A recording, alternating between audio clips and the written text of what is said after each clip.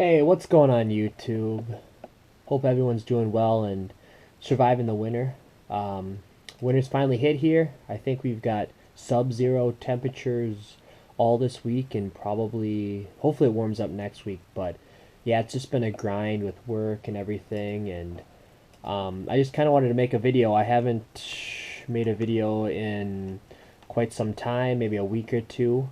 Just kind of want to do some updates and what I've been doing in the off season.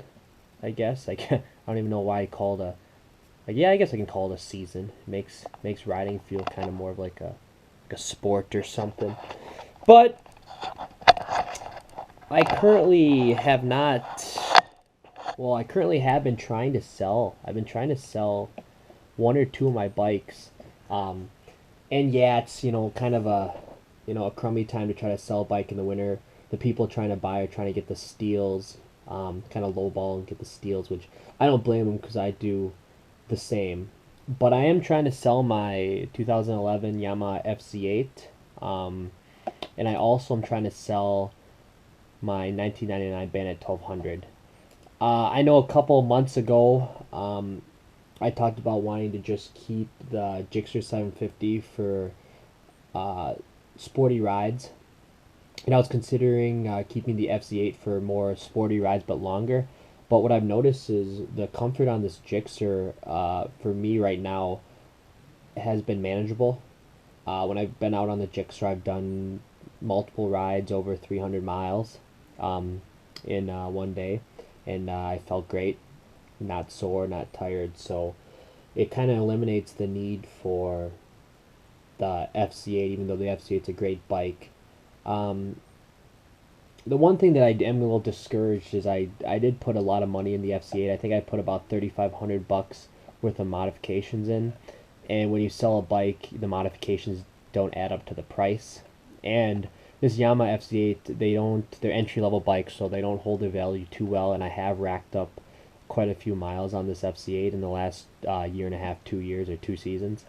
Um, and here in Minnesota, since we can't ride year round, a bike like this with higher mileage would be normal, say in California or somewhere down south. But for Minnesota buyers, even I'm weary. I look at a sport bike and I like, oh, it's got 20,000 miles. Um, all the end, that's a ton of miles. But in all reality, these motors, if you take good care of them, they can last hundreds of thousands of miles. You just don't see many of the sport bikes lasting that long because they often are crashed.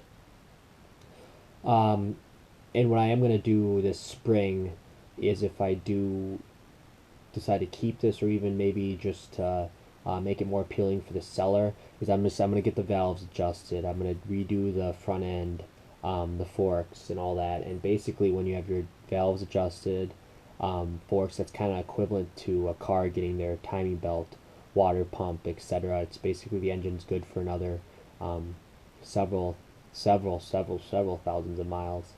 Um, and for the Yamaha FZ8, the maintenance schedule was every 26,000 miles.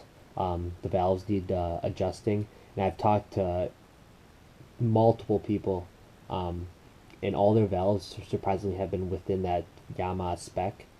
I'm at 36 right now, so I'm going to check them again and um, adjust them. But I've even heard after you adjust them for the first time, sometimes they just stay put there and they're good to go. So, but and then the Bandit, I love this bike. I don't know, it's an old school bike. I probably would end up keeping it and just doing touring on it because I'm not gonna get my money's worth. I put 1,200 or 1,500 bucks of aftermarket parts on, countless hours with my buddy, working on it. So I think it's just a bike I want to keep. I want to just ride because it's just a lot of fun, and it's not worth selling because I'm not going to be able to get a lot from it. And nowadays, people, they're getting sick of carbs, or people don't know how to work on carbs, so they just want the fuel injector. They want to buy a bike and um, just ride it. And like for me, that'd be, you can lease cars for a year. It'd be sick if I could lease a motorcycle. Seeing that if I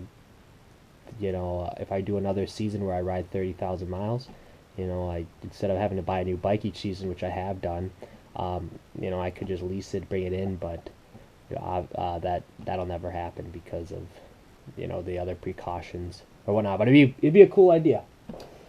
So yeah, that's basically kind of what has been up with me. My car, my old junker car that I'm riding, it's got a leaky head gasket, I think. So if I can make it through this winter, I hardly drive my car in the spring or summer.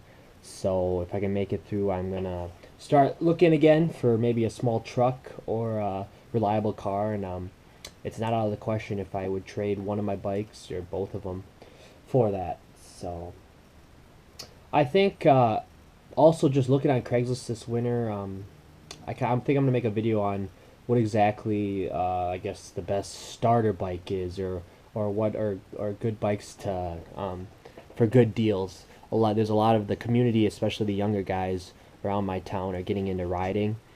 So I think I should just give my opinion and take on that in a upcoming video. So take care, guys. Enjoy.